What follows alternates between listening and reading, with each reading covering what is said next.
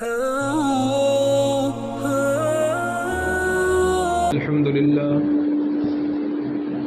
لله وكفى وسلام على عباده الذين اصطفى أما بعد قال الله تبارك وتعالى في القرآن المجيد والفرقان الحميد يا أيها الذين آمنوا لا تأكلوا أموالكم بينكم بالباطل صدق الله العظيم۔ محترم بزرگوں اور دوستوں، اللہ تبارک و تعالی نے ہمیں مسلمان بنایا ہے، اور مسلمان بنانے کے بعد قرآن پاک میں ایک حکم دیا ہے، یا ایھا الذین آمنوا ادخلوا فی السلم کافہ، اے مسلمانوں پورے مسلمان بنو، تھوڑا بہت آدھا 99% بھی ایسا نہیں چلے گا، پورے مسلمان بنو اور پورے اسلام میں داخل ہو جاؤ۔ پورے مسلمان بننے کا کیا مطلب ہے؟ دیکھیے، میں اس کو ایک مثال سے سمجھانے کی کوشش کرتا ہوں۔ انسان کی باڈی ہے، اس کے پارٹس ہیں، اس کے اعضاء ہیں، اس کے یہ جز ہیں اور اجزاء ہیں، ان سب کو ملا کر کے ایک انسان بنتا ہے۔ اگر ہم مان لیتے ہیں کہ صرف انسان کے بال کہیں پڑے ہوئے ہیں، انسان کے ناخن کہیں پڑے ہوئے ہیں، مان لیجئے کسی ایکسیڈنٹ میں اللہ نہ کرے کسی کے ساتھ حادثہ پیش آیا اور اس کا ہاتھ کہیں پڑا ہوا ہے، اس کا پیر کہیں پڑا ہوا ہے، تو ہم یہ نہیں کہیں گے انسان پڑا ہوا ہے، ہم یہ کہیں گے انسان کا ایک حصہ پڑا ہوا ہے، انسان کا ایک جز پڑا ہوا ہے، انسان کا ایک پارٹ پڑا ہوا ہے۔ ہم اسے یہ نہیں کہہ سکتے کہ یہ انسان پڑا ہوا ہے۔ ایسے ہی بزرگوں اور دوستوں، دیندار، اس کے بھی پارٹس ہیں، اس کے بھی اجزاء ہیں، اور اس کے بھی مختلف افراد ہیں، مختلف چیزیں ملا کر کے ان سب کا جو معجون ہوگا اور ان کا مجموعہ ہوگا، اس کو دیندار کہا جاتا ہے۔ ایمان، جتنی چیزوں پر ایمان لانا ضروری ہے، جن کو ایمانیات کہا جاتا ہے، جن چیزوں کے بارے میں جیسا عقیدہ رکھنا ضروری ہے، ویسے ہمارا ایمان ہو، ویسے ہمارے عقیدے ہوں، تب جا کر کے یہ ایمانیات کا شعبہ مکمل ہوتا ہے۔ ایک چیز ہوتی ہے عبادات، ہوتا یہ ہے کہ عبادات کی لائن کی چند چیزیں ہم کرتے ہیں، مثلا نماز پڑھ لیا، نماز میں شریک ہو گئے، قرآن کی تلاوت کر لیا، ذکر تسبیح کر لیا، اور تھوڑا سا تلاوت کر لیا، ہم سمجھتے ہیں ہم مسلمان ہو گئے۔ یہ ایسا نہیں ہے، یہ آپ نے پورے دین کا ایک تھوڑا سا حصہ کیا ہے۔ دین کا ایک بہت بڑا حصہ ہے جسے معاملات کہتے ہیں۔ معاملات کا مطلب یہ ہے کہ ایک مسلمان دوسرے انسان کے ساتھ، چاہے وہ مسلم ہو چاہے نان مسلم ہو، کوئی بھی ہو، اس کے ساتھ اس کا جو ویوہار ہو، اس کا جو طور طریق ہو، وہ مسلمانوں جیسا ہونا چاہیے، وہ اسلامی ہونا چاہیے، وہ قرآن و حدیث کے مطابق ہونا چاہیے، وہ شریعت کے مطابق ہونا چاہیے، تب جا کر کے ہم کہیں گے ہمارے معاملات مسلمانوں جیسے ہو گئے۔ لیکن افسوس یہ ہے، پریشانی یہ ہے کہ ہم عبادات کے لائن سے تو تھوڑا بہت دیندار ہیں، اللہ کا شکر ہے، نماز پڑھ لیتے ہیں، قرآن کھول کر دیکھ لیتے ہیں، اللہ ہی کے توفیق سے تسبیح اور پوری کر لیتے ہیں، تو عبادات میں ہم تھوڑا بہت اللہ کے حکم سے اور اللہ کی توفیق سے کچھ عبادات کر لیتے ہیں۔ لیکن افسوس یہ ہے کہ ہم بیڈ روم سے لے کر بازار تک ہمارے معاملات ایک دم تباہ ہو چکے ہیں۔ بیویوں کے ساتھ ہمارا کیا ویوہار ہے، ماں کے ساتھ ہمارا کیا رویہ ہے، بچوں کے ساتھ ہم کیسے پیش آتے ہیں، ہم اپنے فیملی سسٹم میں کیسے ممبر ہیں، ہم سے سب خوش ہیں، شریعت کے مطابق ہم چلتے ہیں، ہمارا گھر کا معاملہ تو تباہ ہی ہے، باہر بازار میں ہمارا ویوہار کیا ہے، ہمارے معاملات کیا ہیں، لوگوں کا کتنا بقایا ہے، کتنا ڈوب گیا ہے، کتنوں کا قرضہ چڑھا ہوا ہے، نہ دینے کی فکر ہے۔ ایسے معاملات ہیں کہ اللہ غنی، ان معاملات کے ہوتے ہوئے کوئی مسلمان کامل مسلمان نہیں ہو سکتا ہے جسے مسلمان کہا جا سکتا ہے۔ شریعت میں معاملات کی بہت اہمیت ہے۔ ایک بہت بڑا عابد و زاہد ہو، بخاری شریف آپ آپ حضرات نے سنا ہوگا حدیث کی سب سے صحیح کتاب، اس کے بارے میں مشہور اصح الکتب بعد کتاب اللہ، قرآن کے بعد اگر کسی کتاب کا درجہ ہے تو بخاری شریف کا درجہ ہے، اتنا اونچا مقام ہے اس کا۔ وہ بخاری شریف کے اندر ایک حدیث لکھی ہوئی ہے، اللہ کے نبی صلی اللہ علیہ وسلم کے پاس ایک مرتبہ آپ بیٹھے ہوئے تھے، تھوڑی دیر میں ایک جنازہ آیا، آپ نے فرمایا کیا ان کے اوپر کچھ قرضہ ہے؟ لوگوں نے کہا نہیں، قرضہ ورضہ نہیں ہے۔ آپ نے ان کی نماز جنازہ پڑھا دی۔ پھر اتفاق دیکھیے تھوڑی دیر کے بعد پھر ایک جنازہ آیا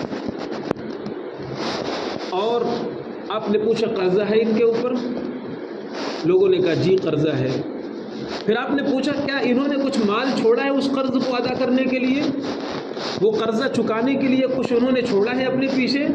لوگوں نے کہا ہاں مال چھوڑا ہے۔ آپ نے پھر ان کی نماز پڑھا دی کہ چلو انہوں نے قرضہ اگر ہے لے لیا ضرورت میں انہوں نے، لیکن اس کی ادائیگی کی فکر کر کے یہ اس دنیا سے گئے ہیں اور مال چھوڑ کر گئے ہیں۔ آپ نے ان کی نماز جنازہ پڑھا دی۔ پھر ایک تیسرا جنازہ آیا، آپ نے پوچھا قرضہ ہے؟ کہا گیا قرضہ ہے۔ آپ نے پوچھا کچھ مال چھوڑا ہے؟ فرمایا مال نہیں چھوڑا۔ آپ نے فرمایا صلوا علی صاحبکم، تم لوگ نماز جنازہ پڑھ لو، میں نماز جنازہ نہیں پڑھوں۔ پھر ایک صحابی ہیں حضرت ابو قتادہ، انہوں نے کہا یا رسول اللہ میں ان کا قرضہ ادا کر دوں گا۔ پھر آپ نے ان کی نماز جنازہ پڑھائی۔ آپ اندازہ لگا سکتے ہیں نبی کریم صلی اللہ علیہ وسلم کی نماز جنازہ، جسے آپ نماز جنازہ پڑھا دیں، کتنی بڑی سعادت، کتنی بڑی بھلائی اور دنیا کی کتنی بڑی نعمت ہے۔ لیکن اس سے محرومی کا ذریعہ کیا ہے؟ لوگوں کا مال لے لینا اور ادائیگی کی فکر نہ کرنا۔ ایک حدیث ابن ماجہ حدیث کی کتاب ہے اور اس کے اندر یہ حدیث لکھی ہوئی ہے، اللہ کے نبی صلی اللہ علیہ وسلم نے فرمایا اگر لوگوں کا کوئی مال لیتا ہے اور اس نیت سے لیتا ہے، لوگوں کا کوئی مال لیتا ہے اور اس نیت سے لیتا ہے کہ کھا جاؤں گا، نہیں دوں گا، ڈبا دوں گا، پیمنٹ نہیں کروں گا، فرار ہو جاؤں گا، یعنی نہ دینے کے ارادے سے یا ٹال مٹول کے ارادے سے لیتا ہے، تو مال ہلاک ہونے سے پہلے پہلے اللہ اسے ہلاک کر دے گا۔ دیکھیے ہمارا کیا ویوہار ہے، مارکیٹ میں ہماری کیا حیثیت ہے۔ ایک مسلمان مارکیٹ میں کس اعتبار سے دیکھا جانے لگا ہے، ہم اور آپ اس کا اندازہ نہیں لگا سکتے۔ ہمارے معاملات کتنے خراب ہو چکے ہیں، کتنا ہمارا لین دین خراب ہو چکا ہے۔ جھوٹ سب سے زیادہ اگر کوئی مارکیٹ میں بولتا ہے تو وہ داڑھی ٹوپی کرتے والا مسلمان بولنے لگا ہے۔ بہت معذرت کے ساتھ میں کہہ رہا ہوں یہ بات، بہت معذرت کے ساتھ۔ مجھے یاد ہے ہمارے پڑھنے کے زمانے میں دارالعلوم دیوبند جنہوں نے نہیں دیکھا ہے، بہرحال وہ نہیں سمجھ سکتے اس چیز کو، دارالعلوم دیوبند میں پورے سال تعمیری کام چلتا ہی رہتا ہے، پورے سال۔ بلکہ وہاں مشہور ہے کہ اگر کوئی بچپنے میں لگتا ہے کام کرنے کے لیے تو بوڑھا ہو جاتا ہے تو بھی کام کرتا رہتا ہے، ہمیشہ کام چلتا ہی رہتا ہے۔ بڑے بڑے پروجیکٹ ہیں، اس میں 30 سال لگیں گے، اس میں 20 سال لگیں گے، اس میں 14 سال لگیں گے، یہ ہمارے زمانے کی بات ابھی بھی چل ہی رہا ہے۔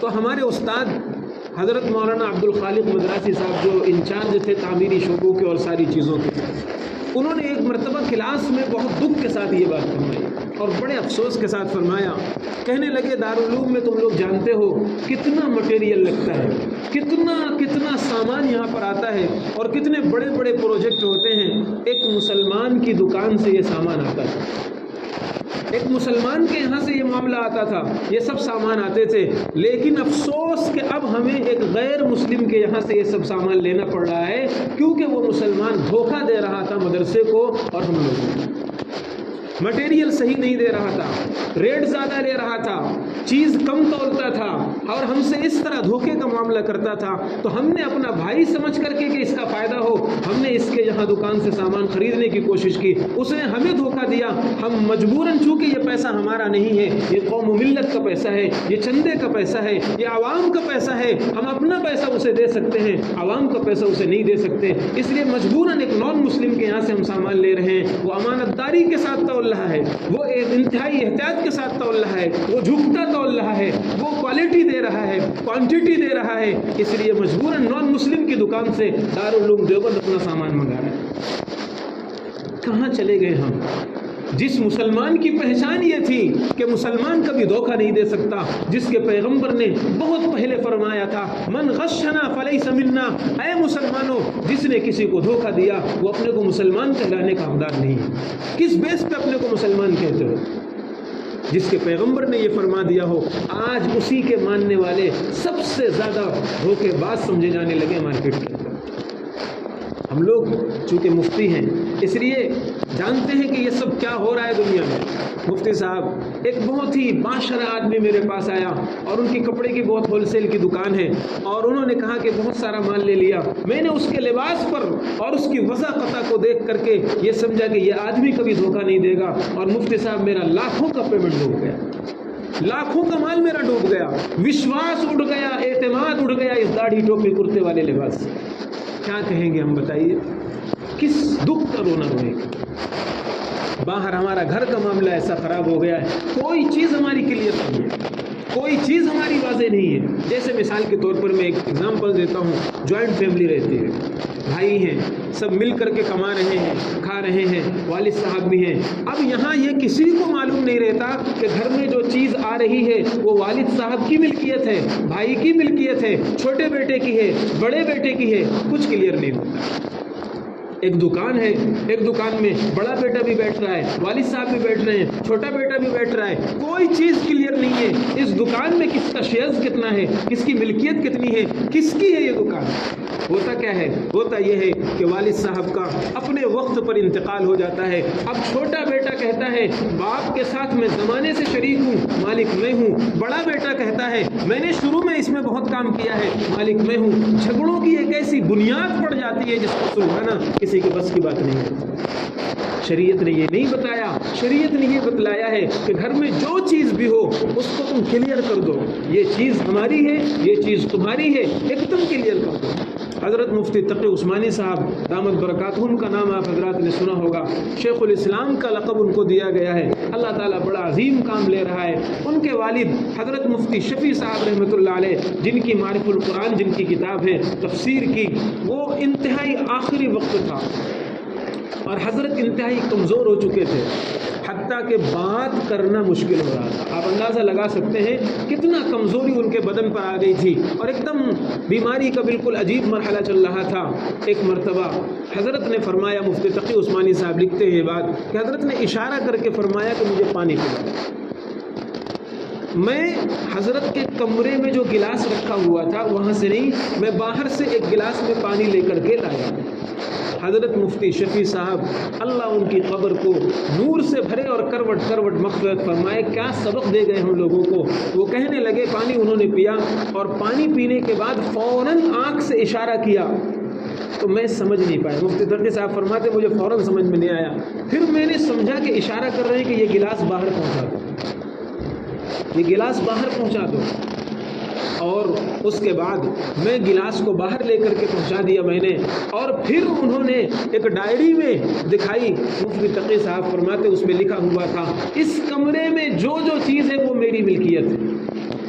مفتی صاحب نے ایک ڈائری لکھ رکھی تھی اور اس ڈائری میں یہ لکھا ہوا تھا کہ اس کمرے میں جو سامان ہے بس وہ میری ملکیت ہے، باقی گھر کے دوسرے حصے میں جو سامان ہے وہ میری ملکیت نہیں ہے۔ ان کو یہ ڈر ہوا کہ اگر باہر کا گلاس یہاں رکھا رہ گیا اور میرا اسی حالت پہ انتقال ہو گیا، پھر بعد میں لوگ ڈائری دیکھیں گے اور یہ کہیں گے کہ کمرے کے اندر کی سب چیزیں ان کی ہیں، تو یہ دوسرے کا گلاس میری ملکیت سمجھ لیا جائے گا۔ یہ وہ خوف تھا جنہوں نے ان حضرات کو اس مقام تک پہنچایا۔ ہمارا معاملہ کیا ہو گیا ہے؟ کسی کا بھی آ رہا ہے، کسی کا بھی جا رہا ہے، کچھ ہمیں فکر نہیں۔ اسی لیے پریشانیاں اور الجھنیں پیدا ہو رہی ہیں۔ اس لیے ہمیں اپنے معاملات پر بہت زیادہ توجہ دینے کی ضرورت ہے۔ اصل تو متقی وہ ہے جو معاملات کے سلسلے میں تقوی اختیار کرے۔ قرآن پاک کی جو آیت میں نے پڑھی تھی اس میں اللہ تبارک و تعالی ارشاد فرماتے ہیں، اے ایمان والو لا تاکلوا اموالکم بینکم بالباطل، دوسروں کا مال ناحق طریقے سے مت کھایا کرو۔ اور ناحق کا مطلب یہ ہے کہ بغیر کسی کی مرضی کے اس کا مال مت کھاؤ، طیب خاطر خوشدلی کے بغیر اس کا مال مت لو۔ اب بہت سی مرتبہ ایسا ہوتا ہے، بہت سی مرتبہ جب جوائنٹ فیملی ہوتی ہے، مثال کے طور پر بڑی بہو اپنے مائکے سے کوئی اپنی کوئی چیز لے کر آئی جو اس کی ملکیت ہے، اب اس کی مرضی نہیں ہے کہ میری یہ چیز دوسرا کوئی استعمال کرے، لیکن ہمیں کہاں اتنی پڑی ہے، ہم تو دینداری یہ سمجھتے ہیں کہ صرف نماز پڑھ لیے اور ہم دیندار ہو گئے اور اس کی چیز استعمال ہو رہی ہے۔ یہ ایک ایگزامپل دیا میں نے، ہمارے اپنے گھروں میں اس کی بے شمار نظیریں اور بے شمار مثالیں موجود ہیں۔ کسی کا مال استعمال کر سکتے ہیں نہیں کر سکتے ہیں. چھوٹے بچوں کو جو گفٹ دیا جاتا ہے عید کے نام پر، بہت سے لوگ عیدی دیتے ہیں، چھوٹے چھوٹے بچوں کو، نابالغ بچوں کو عیدی دیتے ہیں، اور بھی تہوار پر خوشی پر ان کو دیا جاتا ہے. اگر ان کو مالک بنا کر کے دے دیا گیا تو بچے اس کے مالک ہو گئے، والدین استعمال نہیں کر سکتے. پوچھئے مفتیوں سے مسئلہ، تب معلوم ہوگا ہم معاملات میں کتنے دیندار ہیں، کہاں تک ہمارا دین کا کباڑا نکل چکا ہے معاملات کے سلسلے میں. عبداللہ ابن عمر رضی اللہ تعالیٰ بیٹھے ہوئے تھے، ایک سفر میں تھے اور آپ کے ساتھ آپ کے رفقا بیٹھے ہوئے تھے، ساتھی بیٹھے ہوئے تھے. اچانک ایک ادھیڑ عمر شخص کو دیکھا، ایک آدمی کو دیکھا، وہ بکریاں چرا رہا ہے اور ریوڑ ہے اس کے پاس اور وہ ہانکتا ہوا لے جا رہا ہے. حضرت عبداللہ ابن عمر رضی اللہ تعالیٰ ناشتے کے لیے یا کھانے کے لیے دسترخوان بچھائے کوئی چیز تناول فرما رہے تھے، بیٹھے ہوئے تھے. انہوں نے کہا آئیے کھانا کھا لیجیے. اس شخص نے کہا میں روزے دار ہوں، میرا روزہ ہے. عبداللہ ابن عمر رضی اللہ تعالیٰ عنہ حیرت میں پڑ گئے، کیونکہ اس وقت بہت سخت گرمی تھی اور سخت دھوپ تھی. حضرت نے فرمایا اتنی سخت گرمی میں اور ایسی سخت دھوپ میں اور ایسے جنگل بیابان میں تم روزہ ہو؟ حضرت فرماتے ہیں کہ میرا دل چاہا کہ میں اس کا امتحان لوں، میں اس کے تقوی کو ٹٹولوں، اس کی دینداری کو میں چیک کروں. حضرت فرماتے ہیں کہ دیکھو ہم یہ چاہ رہے ہیں. اچھا، حضرت نے پوچھا کہ یہ بتاؤ یہ بکریاں کس کی ہیں؟ کہنے لگے یہ بکریاں میری نہیں ہیں، میرے مالک کی ہیں، میں اس کو اجرت پر چراتا ہوں اور مزدوری پر چراتا ہوں. عبداللہ ابن عمر رضی اللہ تعالی عنہ فرماتے ہیں کہ میں نے چاہا کہ میں اس کے تقوی کا امتحان لوں، اور امتحان لینے کے لیے میں نے یہ کہا کہ سنو، تم یہ بکری مجھے بیچ دو، ایک بکری مجھے بیچ دو. اگر تم بکری مجھے بیچ دو گے تو میں اس بکری کا گوشت بھی تمہیں دوں گا جو تمہاری افطاری کے کام آئے گا، اور تھوڑا سا ہدیہ بھی تمہیں دوں گا، پیسہ بھی تمہیں دوں گا، تمہارا ڈبل فائدہ ہو جائے گا. اس نے کہا یہ بکریاں پہلی بات تو میری نہیں ہیں، اور اگر میرا مالک پوچھے تو میں کیا جواب دوں گا؟ عبداللہ ابن عمر رضی اللہ تعالیٰ عنہ نے چونکہ انہیں ٹیسٹ کرنا تھا کہ تقوی اس کا کس لیول پر، کس گریڈ پر پہنچا ہوا ہے، عبداللہ ابن عمر رضی اللہ تعالیٰ عنہ نے کہا ارے جنگل میں کون دیکھتا ہے، تم یہ کہہ دینا کہ ایک بکری کو بھیڑیے نے کھا لیا ہے، تم یہ کہہ دینا کہ ایک بکری کو بھیڑیے نے کھا لیا ہے. جب حضرت عبداللہ ابن عمر رضی اللہ تعالیٰ عنہ نے یہ بات کہی وہ غصہ ہو گیا اور یہ کہنے لگا این اللہ این اللہ، او شخص تم مجھے یہ تلقین کرتے ہو کہ بھیڑیا کھا گیا ہے، میرا مالک مجھے نہیں دیکھ رہا، اللہ کہاں گیا ہے؟ این اللہ، اللہ تو دیکھ رہا ہے، اللہ کی نگاہ سے کون چھپ سکتا ہے؟ مالک مجھے نہیں دیکھ رہا، لیکن جو سب کا مالک ہے، سب کا پیدا کرنے والا ہے، وہ بکریوں کا بھی مالک ہے، ریوڑ کا بھی مالک ہے، ہمارا بھی مالک ہے، وہ تو ہمیں دیکھ رہا ہے. این اللہ کہتا ہوا غصے سے چلا گیا. عبداللہ ابن عمر رضی اللہ تعالیٰ عنہ فرماتے ہیں میرے اوپر ایک عجیب کیفیت طاری ہو گئی، کیا ایمان ہے، معاملات کے تقوی کا کتنا عجیب حال ہے اس بندے کا. میں مدینہ پہنچا، میں نے انکاری کی کہ وہ ریوڑ کس کا تھا. مجھے معلوم ہوا ایک شخص کا ریوڑ ہے اور اسی کا یہ مزدور ہے اور یہ غلام ہے. میں نے ریوڑ خریدا، اس غلام کو خریدا اور پورا ریوڑ اس غلام کو گفٹ کیا اور غلام کو اللہ کی راہ میں آزاد کر دیا. ایک معاملے پہ اگر دین پر کوئی چلتا ہے اللہ اس کی راہ ایسے کھولتا ہے.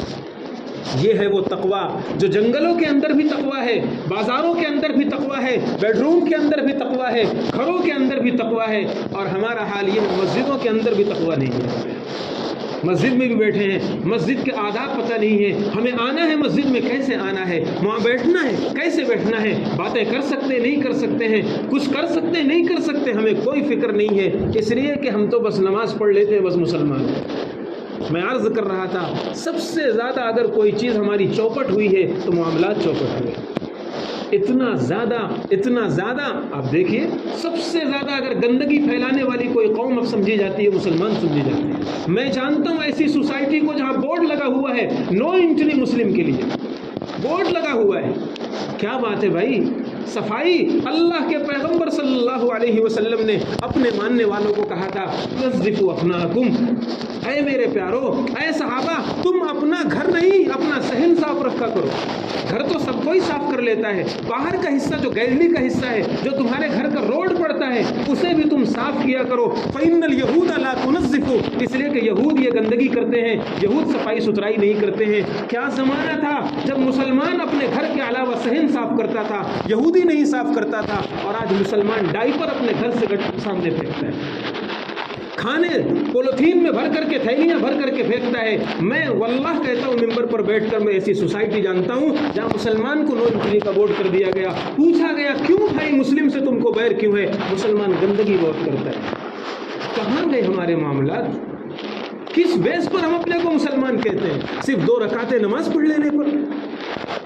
اللہ کے نبی صلی اللہ علیہ وسلم کے صحابی حضرت عمر بن خطاب رضی اللہ تعالیٰ عنہ نے ایک بڑی پیاری بات فرمائی. فرمایا لا تغرنک صلاۃ احد ولا صوم احد، او بندے خدا کسی کی نماز سے، کسی کے روزے سے تم کو دھوکہ نہیں کھانا چاہیے. تم اس کے معاملات کو دیکھا کرو، لوگوں کے ساتھ اس کا ویوہار کیسا ہے، لوگوں کے ساتھ اس کا طور طریق کیسا ہے، معاملات کیسے ہیں.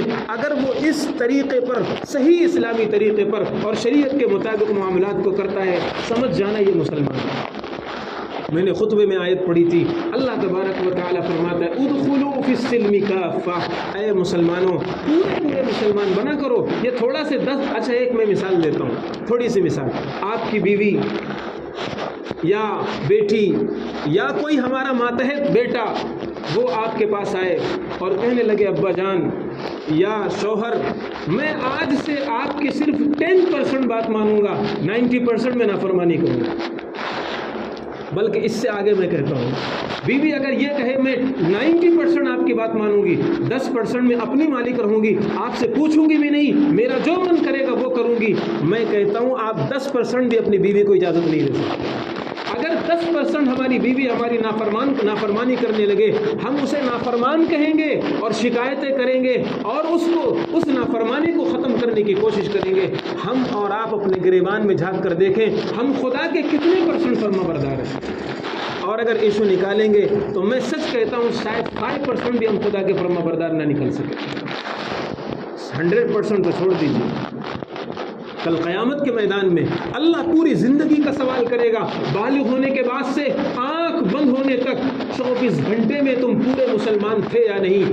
ایسا سوال اللہ کی طرف سے ہوگا. لا یزول قدم ابن آدم حتی یسأل عن 5، 5 چیزوں کے بارے میں جب تک سوال نہ کر لیا جائے انسان کے قدم خدا کے پاس سے ہل نہیں سکتے ہیں. پوچھا جائے گا عمر کے بارے میں، یہ جوانی دیجیے، زندگی دی تھی اور زندگی اسلام کے مطابق گزارنے کے لیے دی تھی، تم نے اس پوری زندگی کو مسلمان بن کر کے گزارا یا نہیں گزارا؟ پھر پوری زندگی تو چھوڑیے، اس میں جو جوانی کا حصہ ہوتا ہے بہت اہم حصہ ہوتا ہے. اس شباب کے بارے میں سوال ہوگا کہ یہ جوانی تم نے خدا کے مرضی کے مطابق گزاری یا نہیں گزاری.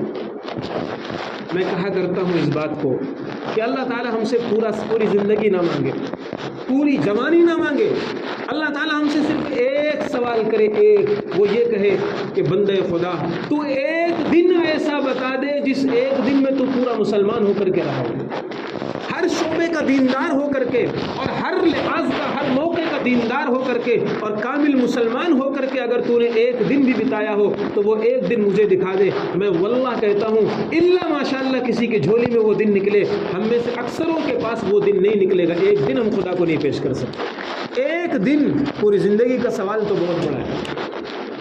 اس لیے ہمیں تھوڑا سا اپنے آپ کو تھوڑا سمجھنا چاہیے کہ اللہ تبارک و تعالیٰ نے ہمیں مسلمان بنایا ہے. اور مسلمان کا مطلب کیا ہوتا ہے؟ مسلمان کا مطلب ہے سارے طریقوں کے مطابق صبح سے شام تک اس کا ہر قدم اسلامی ہو، اس کا ہر قدم ایمانی ہو، تب جا کر کے یہ ایمان اور اسلام اپنے آپ کو کہہ سکتا ہے کہ ہم کامل مسلمان ہیں، ہم سچے مسلمان ہیں. اس لیے اپنے گھروں سے اس معاملے کو درست کرو. اپنے بچوں کو سمجھاؤ کہ بیٹا کہیں بھی تھوک دو، کہیں بھی پک کر دو، کہیں بھی تھوک دو، یہ اسلام نہیں سکھاتا ہے. یہ اسلام کی سب سے بڑی خوبصورتی ہے کہ اسلام نے تھوکنے کا طریقہ تک سکھایا ہے. اسلام نے تھوکنے کا طریقہ، بخاری کی روایت ہے اور بھی حدیث کی دیگر کتابوں میں حدیث موجود ہے. اللہ کے نبی تشریف لائے نماز پڑھانے کے لیے، دیکھا کہ دیوار قبلہ کے سامنے جس طرف رک کر کے نماز پڑھتے ہیں اس طرف کسی نے تھوک دیا ہے. اللہ کے نبی سخت ناراض ہو گئے، سخت ناراض ہو گئے. وہ حق کہو بیدہ، اور اپنے دست مبارک سے اس تھوک کو صاف کر کے باہر پھینکا.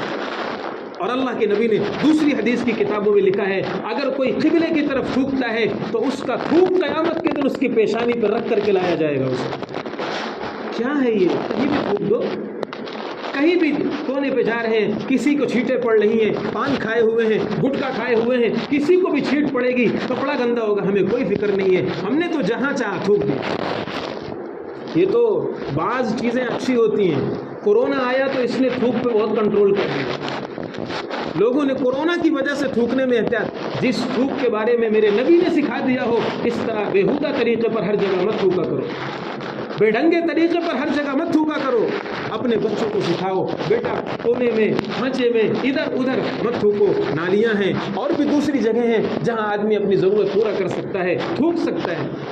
तो इसलिए मैं अर्ज़ कर रहा हूं कि सिर्फ मुसलमानी 2 रकात नमाज पढ़ लेने का नाम नहीं, थोड़ा सा एक पारा आधा पारा कुरान पढ़ लेने का नाम सिर्फ मुसलमानी नहीं है। ये तो दीन का एक शोबा इबादत है। जिस तरह एक नाखून पड़ा हो तो उसको आप इंसान नहीं कह सकते, ये कहेंगे इंसान का एक हिस्सा है। बाल पड़े हो तो आप कह सकते हो इंसान का एक पार्ट है, एक हिस्सा है, पूरा इंसान नहीं कह सकते। ऐसे अगर 2 रकात कोई नमाज पढ़ लेता हो और कुरान पढ़ लेता हो तो ये कहेंगे दीन का एक हिस्सा इसके अंदर है, पूरा दीन नहीं कह सकते। इसलिए हमें पूरे दीन पर आना है, पूरे दीन को अपनी ज़िंदगी में लाना है। हमारा सोने का सिस्टम क्या है? अल्लाह गनी, अल्लाह ही खैर फरमाए। अल्लाह के नबी सल्लल्लाहु अलैहि वसल्लम इशा के बाद बात करने को नापसंद करते थे। इशा की नमाज के बाद आप फ़ौरन सो जाते थे। अगर कोई ज़रूरत अपनी बीवी से होती थी, कुछ बात करनी, कुछ मशवरा करनी या कोई और चीज़, तो आप थोड़ा सा जागते थे, वरना इशा बाद आप नापसंद करते थे कि बैठकर गुफ्तगू की जाए। अब नुक्कड़ों को और होटलों को और चाय की दुकानों को देख लीजिए, मुसलमान ही से आबाद है। ढाबे अक्सर मैं कहता हूँ ये मुसलमान से आबाद है। जाने वालों का रेशो निकाल लीजिए आप और देख लीजिए कि उसमें कितने गैर जाते हैं और कितने मुसलमान जाते हैं।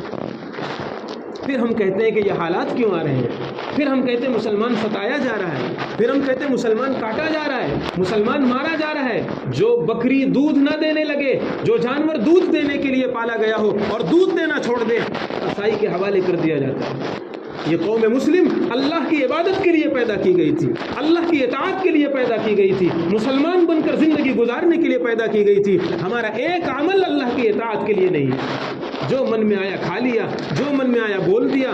गालियाँ देखिए, सबसे ज़्यादा मुसलमान बच्चे गालियाँ दे रहे हैं। क्या सिखाया हमने अपने बच्चों को कि ऐ बच्चों, ये ज़बान तुम्हें अल्लाह ने दी है, जिस ज़बान को अल्लाह तबारक व तआला ने इतना पाक रखा है, इतना पाक रखा है कि उसको बताया नहीं जा सकता है कितना पवित्र और मुक़द्दस हिस्सा ज़बान का अल्लाह ने बनाया। क्यों? इससे खुदा का नाम लेना है, इससे अल्लाह का कलाम पढ़ना है, इससे अपने नबी पर दुरूद गुनगुनाना है। और हमारा नौजवान बच्चा इसी ज़बान को अपनी गालियों से सबसे ज़्यादा आलूदा कर रहा है। आप गैरों के इलाके में चले जाइए, आपको इशा बाद सन्नाटा मिलेगा, सो रहे हैं सब। सुबह उठकर चले जाइए, वॉकिंग करते हुए और वर्जिश करते हुए और दौड़ते हुए नजर आएंगे। और एक मुसलमान के इलाके में चले जाइए, अगर आपने रात का खाना ना खाया हो और आपको 1 बजे खाने की ज़रूरत हो, मैं सच कहता हूँ किसी मुसलमान इलाके में चले जाओ, आपको खाना मिल जाएगा, पेट भर जाएगा। तो बुजुर्गों और दोस्तों, थोड़ा से माहौल, हम कहते हैं हम बाहर का माहौल नहीं चेंज कर सकते, अपने बच्चों को तो कंट्रोल कर सकते हैं। अपने बच्चों को आप छोड़, अपने आप को तो कंट्रोल कर सकते हैं, अपनी लाइफ को तो सही कर सकते हैं। इससे इतना सेहत ख़राब हो रही है, इतना नुकसान हो रहा है, ऐसी ऐसी बीमारियां पैदा हो रही हैं। और फजर की नमाज तो बस अल्लाह ही खैर फरमाए। जब जाहिर सी बात है 1 बजे सोएंगे, 2 बजे सोएंगे, कौन फजर में आएगा? अल्लाह के नबी से एक हदीस सुनाकर बात ख़त्म करता हूँ। ये हदीस भी बुखारी के अंदर मौजूद है, आला दर्जे की सही किताब है।